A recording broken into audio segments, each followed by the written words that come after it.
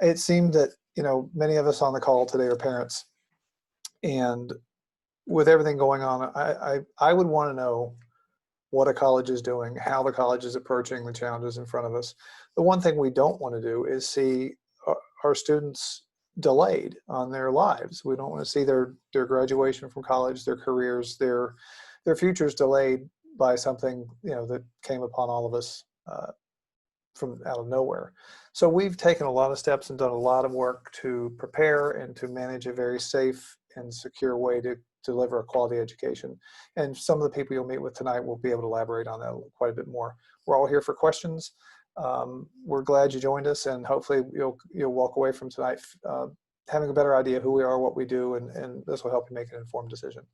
Great. Thank you so much, Sure. Bill. I appreciate you being here. Bill's going to be sticking around the whole time, so when we get to questions, he will be here as well. Just so you know what we'll be doing tonight, we're going to have Kelly Parker talk about our Career and Student Services Department, how we're adjusting. Every college out there has a Career Services Department, has a Student Services Department, but ours is different. And I want Kelly to talk to you about how we're changing, especially with what's going on in the industry. Also, what will your child experience when they start in the summer or in the fall? Everything we do is industry driven, whether it's how we write our curriculum, how we teach in class, how Kelly works with students to obtain internships and jobs. So I want Amy and Kevin to talk to you about how we have adjusted given what's going on in the industry. And then safety is number one. We want to make sure that your children are safe when they come to campus. So we'll be having Pat Olmstead and Ernesto Pares talk to you about how we are adjusting our campus. And then most importantly, Q&A. This is an opportunity for you to ask us any question that you have. We want to make sure you leave this feeling confident. So let's get started. Kelly Parker, I'm going to turn it over to you. Hello, thank you, Brad. Brad's a very hard act to follow, so let's see if I can give it a good shot.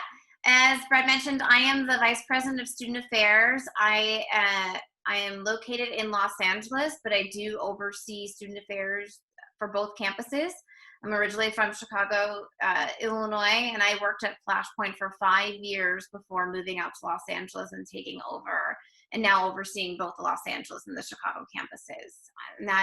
So I've been at CCH for 3 years. So I just like Brad, I've been here for quite some time, and that's because I love it.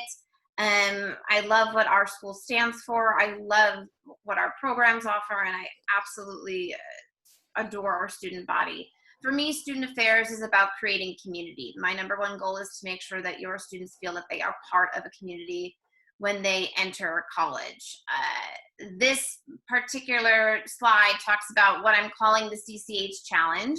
This is something new, and it's actually, if your students happen to be starting tomorrow with our summer cohort, this is something that we'll be kicking the day off with. The CCH Challenge, it's a set of expectations for our students that provide a clear path to success.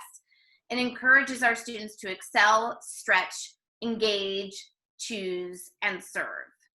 The challenge encourages our students to choose wisely and make decisions for which they and the institution can be proud of. So tomorrow, I will be challenging everybody to see if they're willing to excel academically, stretch themselves creatively and try something new, engage with campus life, choose to make decisions that will elevate themselves and their future as creators, storytellers, and artists, and serve the campus and surrounding community. And everything we do here as staff and faculty is here to support them in their journey to make sure that they are able to excel in this way. We know that things look a little bit different in the new normal, and because of that, we are adapting and we are changing the way we look at delivering support systems to students, so that no matter how we move forward, we're prepared and ready, whether it's in a virtual or on-ground or hybrid model. So the Division of Student Affairs is divided up into different departments, one of those being Student Services. And within that, we have 2 directors of student success. Jessica Johnson-Mills oversees our Los Angeles campus, and Beth Cooper oversees our Chicago campus. Yet we all work very closely together. And they're here to make sure that your students receive accessibility support services. So if your student is somebody that had an IEP in high school or is looking for an extra assistance within the classroom, and even in some cases outside the classroom, Jessica and Beth work very closely with our students to make sure that they're accommodated and have the resources within the classroom and outside to make sure that they're equipped to gain the knowledge that they need in order to move through the program successfully. Another big component of student affairs lies within the career development area, which is something Brad had mentioned a little bit earlier. And I know parents always want to know, how's my kid going to get a job? Obviously, with things going on in the world right now, the industry has been on a little bit of pause. That being said, it has not stopped us. We have an amazing repertoire of industry professionals that we work with and have partnered with for several years now. Kelly Lewis is our Senior Director of Career Development. She oversees career development for both of our campuses. And Ricky Randall is our Director of Career Development. They've worked very hard to establish very concrete relationships with these industry folks so that our students have a pipeline throughout their time, both as a student and as a graduate. They will work very closely with students on resume and professional portfolio development. We do have a formal internship program. Students have the opportunity to take internships for credit. Students have the opportunity to take more than one internship for credit. We very much encourage students, particularly in their junior and senior year, to take on more than one internship if their schedule and time allows. Gone are the days where having an internship gets you a job. It's really more now about how many internships do you have throughout college. And I don't say that to anybody here to scare them, this is not to put added pressure onto your students, but we want to be as realistic and candid with them as we possibly can be.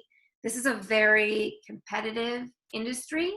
I myself am a producer and was a casting director for television for years, so I can speak firsthand how the industry works. And though we have been on a little bit of a pause here, we're just about to get up and running, particularly in Los Angeles. LA Film has just released permits again. Production is starting. I sit on webinars and panels almost every week since this has started to learn exactly what are we going to need to do, what is it going to take to get production back up and running, what do our students need to be equipped for, what do they need to be prepared for that's going to be different from how we've modeled things in the past to make sure that they can hit the ground running. And Kelly and Ricky are doing an amazing job at making sure that our students are at the forefront of having all the information that they need. We already have a bunch of companies returning to us saying that their internship programs are back up and running. They were stalled for a bit in the spring, but now there are several new virtual internships being offered. So we do have students working in the industry as we speak and will throughout their remaining time at school before they get ready to graduate. We also host a plethora of networking and industry chat opportunities so that students are consistently getting the opportunity to speak with these folks. I will say one of the few things that makes this industry unique compared to somebody that's going to an additional liberal arts college or a nursing school or a tech school is that networking is everything in this industry. It's all about who you know and those relationships that you're building.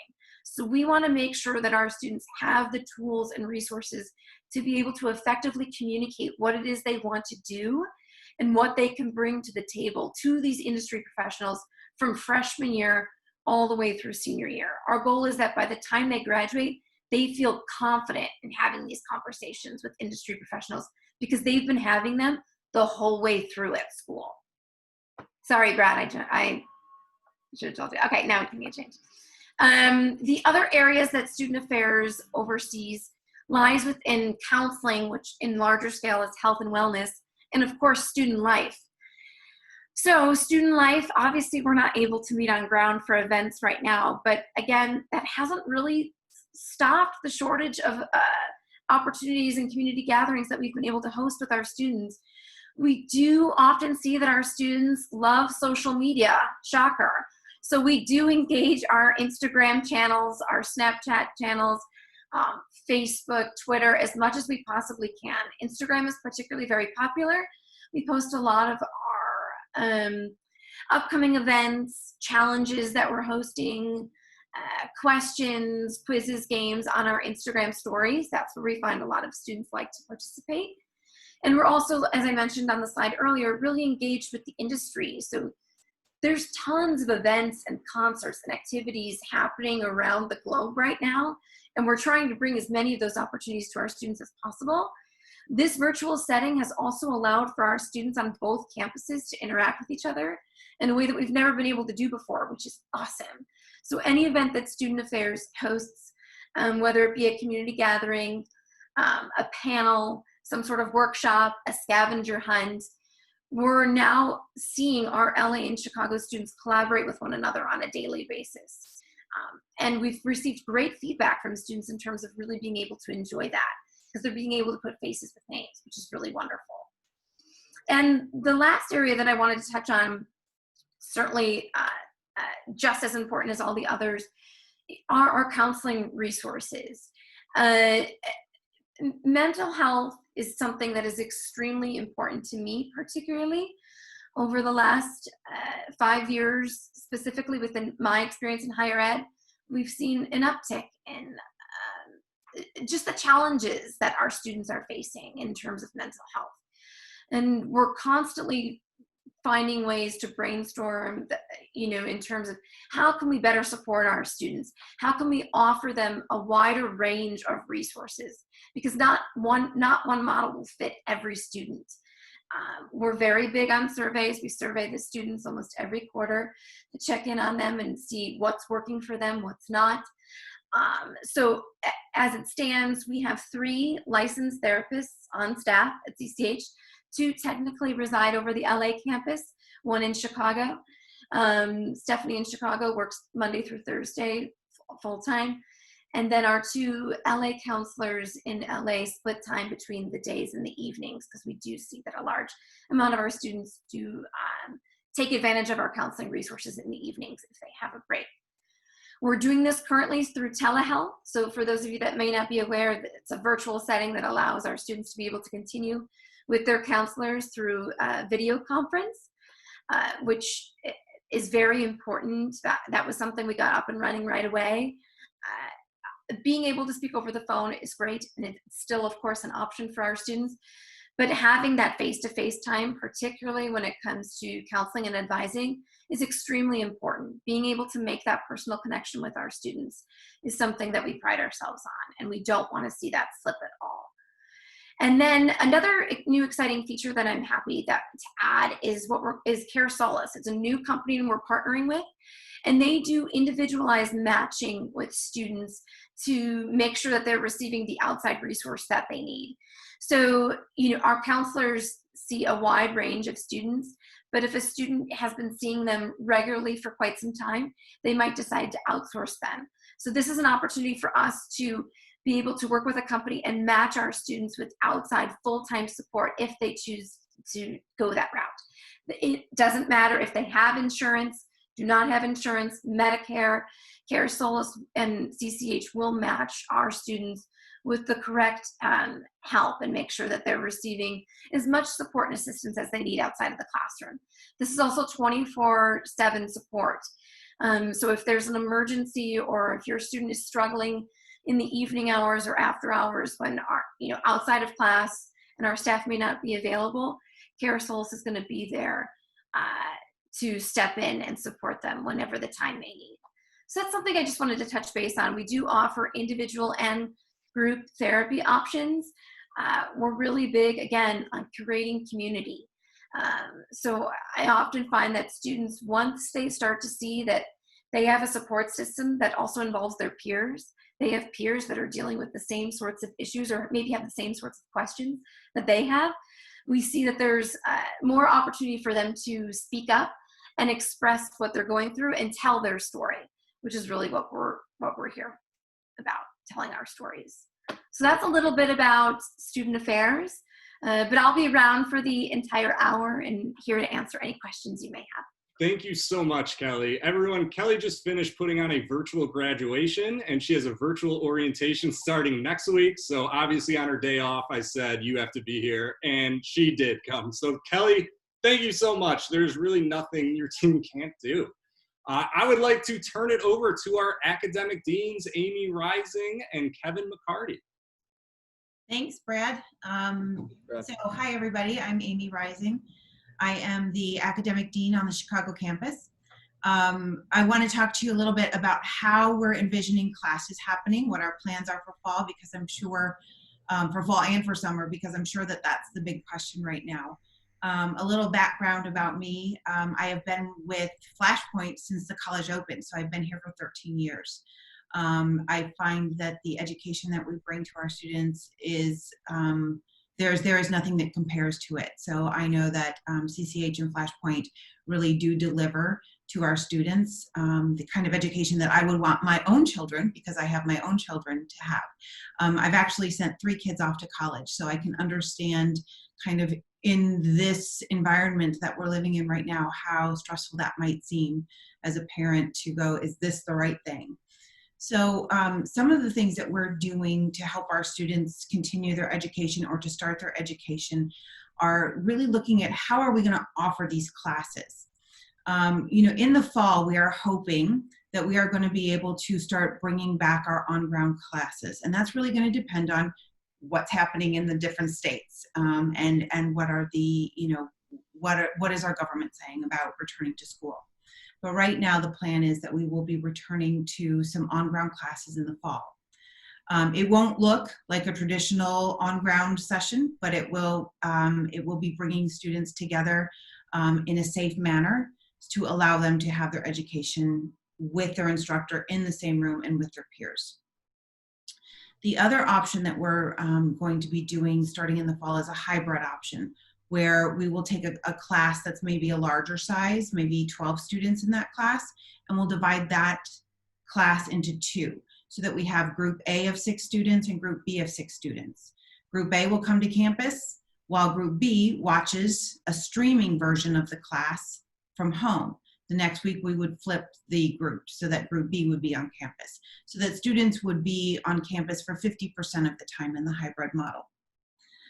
The multi-platform delivery model, this is something we actually started in the winter, and it's pretty exciting. It was in response to how do we bring students on the California campus, on the Chicago campus, and also our online students, how do we bring those students together to help collaboration, to help foster kind of this professional work model that we had been seeing. A lot of times, you know, a film will start in Los Angeles, they will do the editing in New York, they'll do some other finishing someplace else, and they all do it remotely. They work together like this. So multi-platform delivery, or MPD courses, were developed to kind of simulate that model, that work model, but also to be able to bring our students together. So we're going to be continuing with that model. So students can either come to campus if they choose, they can stay at home and do the work. They can, you know, if they are an online student, they will be able to continue their education online.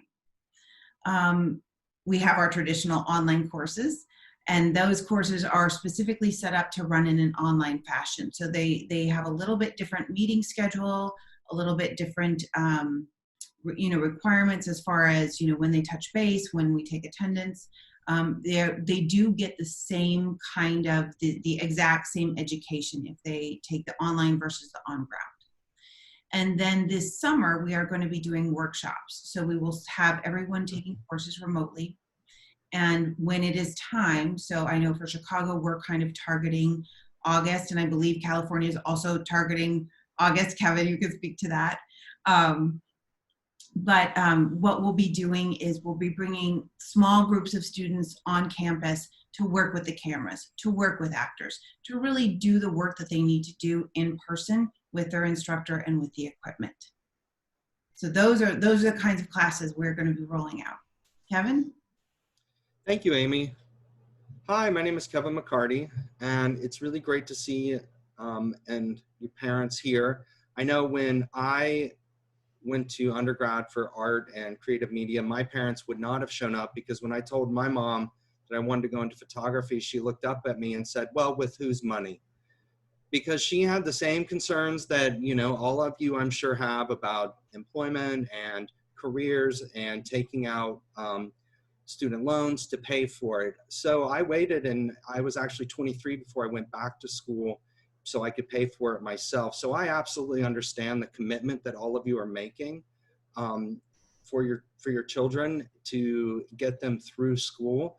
And I just want you to know that, I mean, that's why you are going to partner with us, and I'm your partner, but I'm also an advocate for your students. So I've been involved in creative media education for over 20 years here in Los Angeles, working in various creative media schools, running programs, and also working as an artist in the creative media field.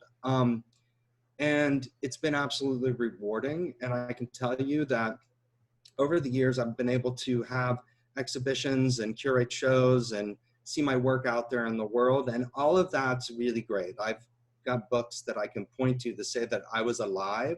But, you know, I get the most satisfaction out of the students that graduate and go on and work in the world. And I have alumni across the world now that I'm still in contact with. And I will tell you, I was on a subway once in New York, headed out to Brooklyn. And I was just standing there, and it was April, it was cold, and I was just kind of had my headphones on. And one of my former students yelled across the subway to me, Kevin, Kevin, Kevin. And I looked up, and it was Tammy Jean Triplett, who I had worked with at the Art Institute in Orange County. She grabbed one of her colleagues and said, this is the professor I was telling you about that meant so much to me and really drove me to be, you know, work hard and be successful. And, you know, it's one of those things where it's like, for me, that's what I live for. And so that's why I'm, you know, get up every day and do the work that I do. It's for your students, and it's for your children, and it's to ensure that the investment that they make in their education, you know, they see the reward on the other side. So, you know, if you have any, I'm going to be around too. So if you have any questions, definitely ask, and you can always ask me offline too. So my portion of this is really just to let you know, like, you're sending your kid to a creative media school, so you expect creative solutions when it comes to this pandemic. And we've done a lot of work across both campuses to make classes that work in this Zoom environment. We have made alterations to course learning outcomes so that we can stack them later to make sure that people are getting their hands on when we get back on campus. And, you know, I've had the opportunity to talk to a lot of LA and online students, and I said, how'd your spring go? And they're like, you know, the first couple weeks, like it took some adjustment, but it was pretty good. And, you know, I still go out of way with like, wow, with everything going on in the world, pretty good. It's like actually on the curve, it's like an A, it's excellent, you know? And so they've had great experiences, and they've stuck around, and they've really persevered, and they're enjoying their classes because our instructors have made the adjustments to make these really great courses. So what we're doing for the summer and the fall, as far as the campuses go, we're going to be able to offer curbside checkout. You know, when we're looking at our the way that we're going to be running our schedule, we're going to schedule classes so that, you know, the ones that need to be on ground can be on ground. We're going to stagger start times and end times. We're going to run classes that can operate really efficiently and effectively in a remote environment. We'll run them that way. And then we'll have a hybrid type of class where we're going to be able to have some students, as Amy was talking, take some stuff online and then come in on ground. All of the necessary adjustments are being made to ensure that the quality of education is the same. The students have access to the equipment and the resources that they need, and that they're staying safe. So we, across both campuses, have such amazing faculty who are putting their heads around this problem and coming up with really interesting solutions. So rest assured that this isn't a group of faculty who are set in their ways and don't want to make any adjustments or changes. They're actually really excited about this new platform, and it's been a lot of work for them, but they're finding new ways of being able to demonstrate creating your shots in cinematography. And we've looked at some different softwares that allowed the students to build their shots. And when I saw the results, I was like, that's what's so amazing about it is it's a pre-visualization tool. And a lot of times our students don't take that time to pre-visualize. So now we've built that in, and it's something that these students can then carry forth in the rest of their work. And I think will make their work better. I'll finish up with saying this. The industry didn't stop working because the pandemic happened. Friends of mine that are at places like Netflix, they're still working full-time and more. And what I've seen and across creative media are creative people offering solutions in ways that they're utilizing Zoom. I saw a brilliant portrait series of producers and showrunners that was done all by a photographer who was photographing off of a Zoom camera. And so your child is going to be learning in an environment that will be here to stay. So as I've always said, education is an opportunity to try things and not do it right the first time. That's the beauty of coming to school. And that's what we provide here, is a safe space for your students to try their ideas, to really push themselves and be okay with some failure. So, because we're here to help pick them back up, we're here to help dust them off, and we're gonna, show them what ways the corrections they can make, coach them to doing something, that will, be successful the next time. So I'll be around. Any questions that you have, I'm more than happy to answer. So thank you so much, Brad. Thank you, Kevin. Yes, we have some questions that we'll get to at the Q&A. But Kevin and Amy, thank you so much. Part of my job is to work with other colleges around the country, whether it's on transfer agreements, dual credit. And I've seen a lot of scrambling at other institutions. And it's just so nice to see our academic deans and our faculty have a plan and being so calm and know how to manage these changes, and working with Kelly's team to see how we're adapting to the industry changes. So Kevin and Amy, I cannot thank you enough. But a key topic is safety. A lot is changing. I want to introduce Pat and Ernesto, our vice presidents of operations. We didn't have their picture at the beginning because they both look too good in those photos. I didn't want to put them on there. So Pat, if you would like to introduce yourself and get started with how are we going to return to campus? Sure, Brad. Actually, I believe Ernesto is going to cover this part, but so off to Ernesto. Hi, everybody. My name is Ernesto Parras, and I oversee the facilities and technical operations for the Chicago campus. The safety of our community is top of mind.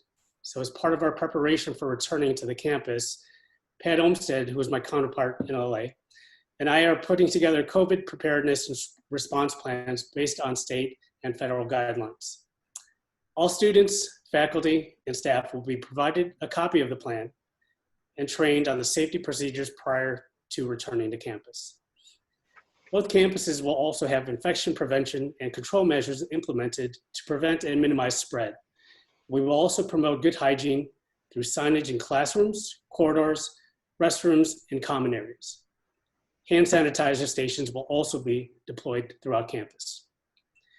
We'll have increased cleaning protocols that will ensure that all classrooms and common areas are disinfected between each class session. This will include spraying down and wiping tables, surfaces, and computers. We will also be temperature screening as people enter the campus, and if an illness is detected at that point or any point throughout the day, we'll have a plan to isolate and perform contact tracing. The equipment checkout departments will implement modified procedures, which include modified checkout time slots to minimize contact, and procedures to thoroughly sanitize all video and all audio hardware between each use. Each and every piece of hardware that is to be checked out will be thoroughly wiped down. Sanitizing wipes will also be sent out with each package for students to use during projects. And now I'm going to shoot it over to Pat Olmsted, who will tell you about physical preparations. Hi, everybody. Welcome. My name is Patrick Olmsted, and I'm the Vice President of Operations in Los Angeles. And I'm sort of the old school guy. I've been in the industry, the entertainment industry, for 15 years, and then in the private post-secondary universe for another 20 years. That's how old I am. So I have a deep sense of experience in both industries, and am so incredibly dedicated to passing my knowledge on to the students. I also have 2 children, both of which who have graduated college. So I'm sympathetic to what you guys are going through, and can also answer questions later on if you'd like. One of my son just graduated from college in May, and that was a challenge. And so again, I understand what everyone is going through as far as the education being online and that sort of thing. As far as our campus is concerned, we are deeply proud of both of our campuses. Our Chicago campus and our Los Angeles campus have been built with care. We've done so much to make the experience for your students a special one. I personally went to New York University for filmmaking back in the day, where class sizes were huge, and it was in Midtown Manhattan, and it was an incredible experience, and I love it. But having been in private post-secondary for the last 20 years, it's given me an interesting perspective on how education gets delivered. I find that and which is why I'm here at Columbia College Hollywood. Columbia traditionally has small class sizes. We rarely have classes that are larger than 20 to 25 people. Well, COVID has caused us to make some modifications to the campus and to the classrooms. So we're going to have to even shrink some of those classes even further, which some people may consider great. But we're gonna make modifications to all the classrooms. We're gonna add plexiglass in the areas that will require that. We're doing social distancing in all of the offices and classrooms and common areas that the students will be in, as well as the faculty and staff.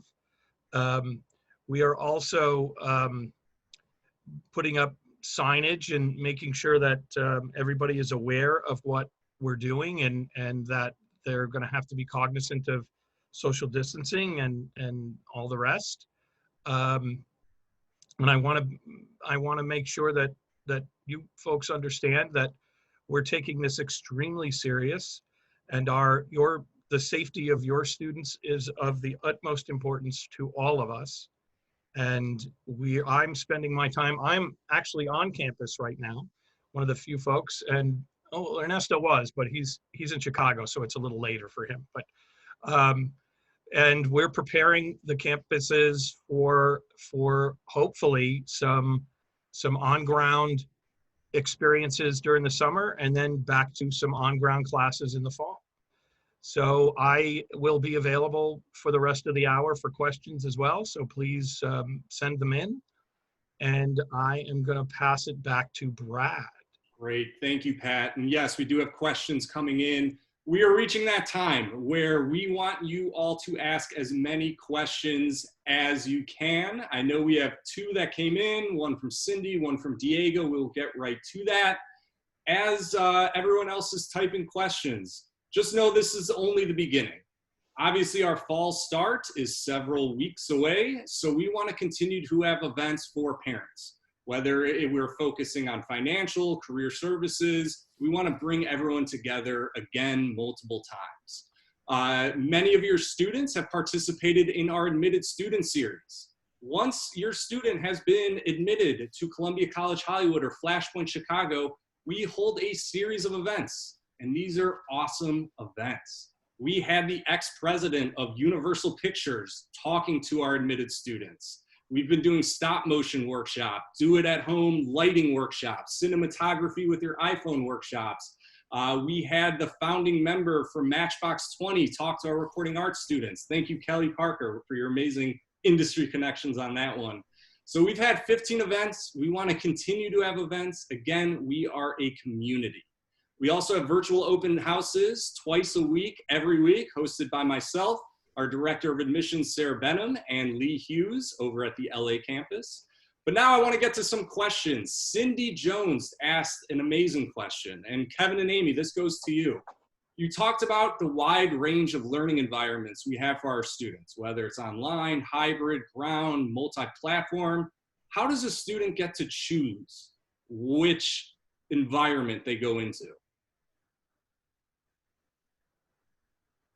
It's a good question, and we have been working. So let's say we're remote right now, and our classes are either synchronous or asynchronous. And if they're online in an online section, then they're asynchronous, which is a traditional online class, which your student would have to post at a certain, once or twice a week to get attendance.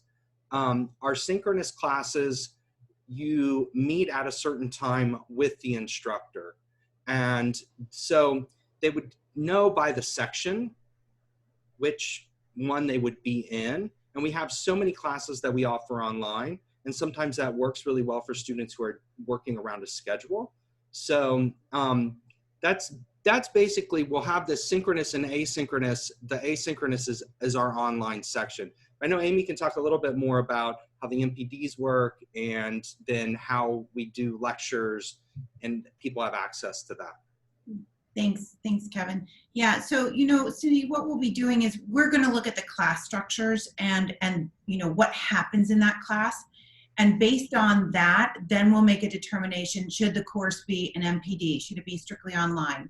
Should it be a hybrid? Should it come on ground? So when we look at the curriculum and we look at, what does the student need to accomplish? What do we need to provide that student? That's when we will determine what the course is going to look like. We will not ever say to a student, you must come to campus if you feel unsafe, right? So if a student has underlying health issues, if a family member has underlying health issues, we would never force a student to be on campus for classes during this time. So it really will depend on what are we teaching, what does the student need, and where's the comfort level for the student. Thank you, Amy. And I know we have Sarah Benham and Wendy Franczyk, our Vice President of Admissions, Director of Admissions. I could speak for them. Your admissions counselor is your best friend. They are the ones that will help you decide what environment is best. So please communicate any of those concerns to your student's admissions counselor. Pat and Ernie, we have a question from Diego. If a student travels home during the holiday vacation in December, does the student need to be home quarantined for 14 days before returning? But that's a great question. I can speak for LA. It really depends on where they're coming from. And frankly, that's 6 months away. We have no idea what the world's going to be like in 6 months. But if they come from an area where it's a hot spot, we probably would consider that. But it really depends on where they're coming out of town from to Los Angeles and Chicago. And again, I stress that we don't know what the world's going to be like in December. So. All right, great question. Another question from Irene. Is it possible to schedule an appointment with the financial aid advisor? Of course. Jason, could you please introduce yourself and just say what the process is for anyone who has financial questions? Sure. Hi, I'm Jason Cupp. I'm the Director of Financial Aid for both the Los Angeles and the Chicago campus. And we do have a team of financial aid officers, all with over 10 years of experience in financial aid. I have over 17 years of experience myself. I have not worked in the entertainment industry, but you probably don't want a financial aid person that has knowledge in the entertainment industry. My area of expertise is more in financial aid. So I've worked in higher ed for quite some time, and we have a team of people that are very experienced, knowledgeable, and willing to be there to be able to assist your students and guide them through the process. I'm going to post in the chat the general email address for either of the campuses, so that way you can reach out to it. I'm also going to include my email address so that I can redirect you if you have any specific questions. I'll point you in the direction of your assigned financial aid officer. Great. Thank you so much, Jason. Pat, we had a question coming in from Lindy just about transportation options from the dorm. Sure. The dorm was found strategically in a place where the Los Angeles Orange bus line travels between that location and the school. It's a straight 4-mile run from the school to that new dorm area, and the Orange bus line is extremely reliable. So I see the question saying that there is not reliable, but this bus line is brand new. It's a beautiful, clean bus line, and it's reliable, and it's only about 3.5 miles from the school. If I can chime in here, Pat, for a second. I used to live right across the street from that community and never had a problem with the bus. There's also a isolated paved bike path that's illuminated.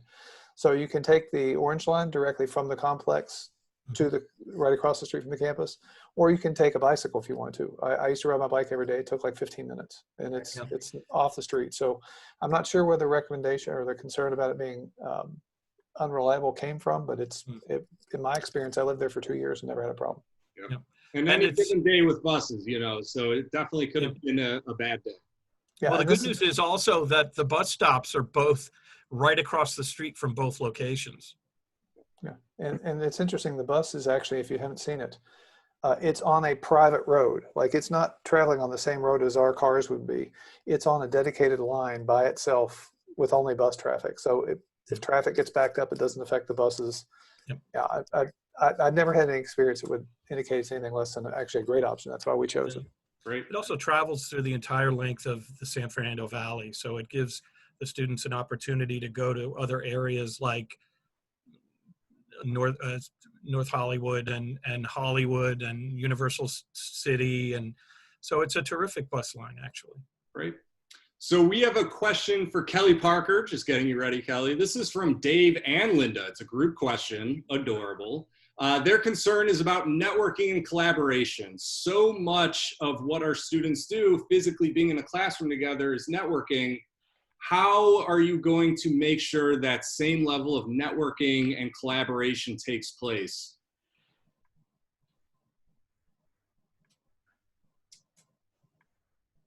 Kelly, give it one more time. Try to unmute yourself.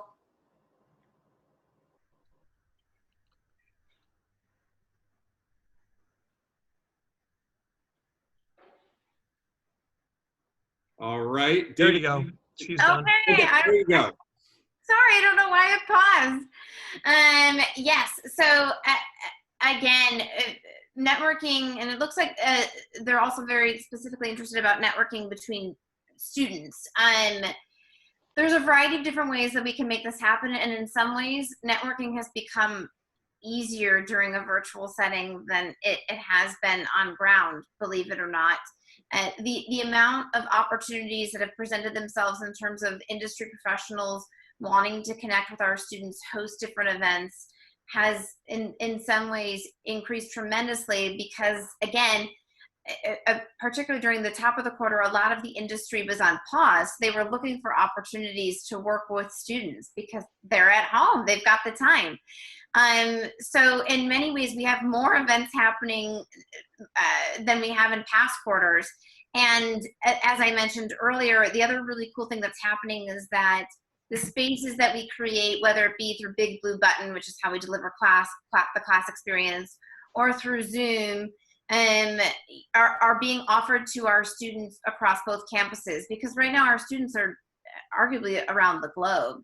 And we're scheduling times, you know, in the evening, morning, afternoon, so that these students have an opportunity to mix and mingle with students that they don't necessarily see in their specific classes, because it is important that they still have the opportunity to branch out, get to know their peers that aren't just sitting next to them in the physical classroom, but also, you know, how well are they getting to know the upperclassmen, the juniors and seniors? We do have a peer mentorship program, so you know, first year students get paired up with upperclassmen, so that's another good way that they can start to collaborate in that way. So the career development team will definitely take, you know, we'll make sure that our students are being offered a plethora of opportunities with outside industry professionals, but anything that we offer on campus for students, staff, and faculty to mix and mingle will be offered to everybody as well. And we really do try and schedule things at the most opportune times for students, those being their break periods, in between for lunch, dinner, morning, and a lot of times we'll also offer the same event more than once, so that if students can't make this time on Wednesday, perhaps they're available on Thursday in the evening. So we do take all of those things into consideration. And now more than ever, we're really telling students, please, please, please check your email. But we do communicate with students also through text messaging, through social media. We're trying to hit them where we know that they like to gain their information from. We're meeting them on their level. But it's a two-way street. So as long as they're reading the material we're sending out, they'll have plenty of opportunity to connect with one another. Thank you, Kelly. I always like to say, how are people in the industry right now networking and collaborating, right? They've had to change the way they do it. They're doing it virtually as well. So Kelly and her team are just listening to the ways that they're doing it, how they are doing it successfully, and we are mimicking that. Question? Also, hang on one second, Brett. There's also, I want to circle back to something that Amy and Kevin were talking about earlier. Because we're operating virtually in the multi-platform delivery classes, for example, on-ground students from Los Angeles, on-ground students from Chicago, and online students are all in classes together. They're doing peer reviews of each other's work. They're talking, they're connecting. And this is happening across multiple environments where, because we're working in this way, and expanded versions this way, students are meeting people they would never have met otherwise. So we actually have a better networking situation happening now than we would have a year ago. So I just thought I'd layer that in on top of the stuff that we organize. It happens day to day just on the way we're operating. That's a great point, Bill. Thank you. Amy, when do students receive their class schedule? So that depends on when they enroll. It depends on how fast we can get them into the system. If they have transfer credit that needs to be reviewed and then approved. So, you know, it really is going to depend specifically on the individual student. At this point, summer schedules have been set. So they should, if they are enrolled in the summer, they should be getting their summer schedule. They should already have their summer schedule if they have gone through admissions, been accepted, and then enrolled. Great. Thank you, Amy. Pat, are students required to wear masks on campus? Absolutely. Great. Yes. You? Just like that. Pat, this is also to you. Oh, thank you, Pat. This is also Yeah, you're to welcome. you. If we were to be put into quarantine again, how would students transfer between online and on campus? I know that is a tough hypothetical, but you know, Yeah. we've had experience transferring students. Right. I mean, that's the brilliant part. The spring quarter was an amazing experience for both faculty, staff, and the students. And we came out of it really, really well. And what was remarkable about it was that we were able to make that adjustment really, really quickly. I believe we had a week between the one day. One day. We on the 13th we made the 12th we made the decision. On the 13th, I think we sent it out, and by the 15th we were teaching remotely. Right. So it was a remarkably quick transition.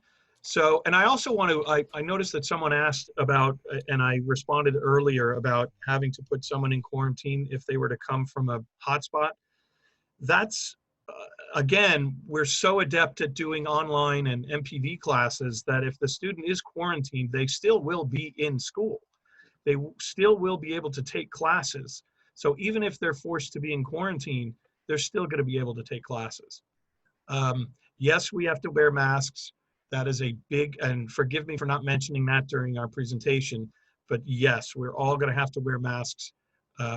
Certainly when we're in and around other people. Thank you, Pat. Question for Monica. Who do we talk to once our student is accepted? Your admissions counselor. Again, your student's admissions counselor needs to be their best friend.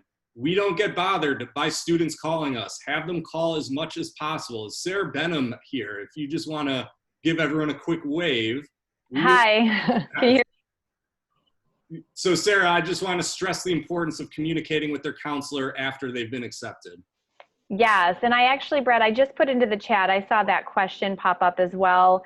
In the chat box to everybody, I provided the link to the admitted student page for the Los Angeles campus and the admitted student page for the Chicago campus. So this will show you step by step, you know, what a student and their support system should do after they've been accepted. You know, everything from confirming your enrollment to submitting final transcripts, you know, upcoming orientations. All of that information can easily be found in those 2 pages, depending on the campus that you'll be attending. So that's a good starting point to go to. And then of course, admissions can help with specific questions. We're also going to be updating those pages regularly. So if you see something that maybe doesn't have the up-to-date information, please know that we're looking at them and updating them regularly as we're, you know, making changes. Thank you so much, Sarah. Question from Paul. What about those driving their car and parking? Paul, I hope you are not in Chicago. Yeah. Assuming you're in Los Angeles. Pat, do you want to talk about parking for students? Yeah, I was going to say in Chicago, it's public transportation all the way. But in Los Angeles, we have a very large parking lot. So parking is free. And if they choose to drive, they can certainly park at the school. It's no problem. It's behind a gate. It's protected. So that's not a problem whatsoever. Yeah. And I joke about Chicago. I'm based in Chicago. The public transportation is amazing here. The Chicago campus is right in the heart of downtown Chicago, so you could get to it from any area in the city. Pat, another question to you. Man, I should have put your picture in the front. You're hosting this thing. This is great. If the school moves to online only, can a student get a housing refund if she moves home? I don't know if you know the answer to that one. That might be something we have to I can speak to that. Go ahead, Bill. I mean, I can address it. The housing is not done through the school. Yeah, the students have a lease directly with the housing provider. We don't have on-campus dormitories. If it was our property, then obviously we would be able to do that. But the financial arrangements are between the student and the housing property. So depending on if you have we would probably recommend, you know, doing a shorter term leases while conditions are as they are. And our housing providers are incredibly supportive and flexible. So they're happy to do shorter term leases and work with our students. Great. So we made it through all the questions. I guess the presentation was that good, but again, this is just the start. My advice to all of the parents and guardians joining us today, please tell your students that we are here for them. Call their admissions counselor anytime, literally anytime. We will be here to help. Or any of us. What's that?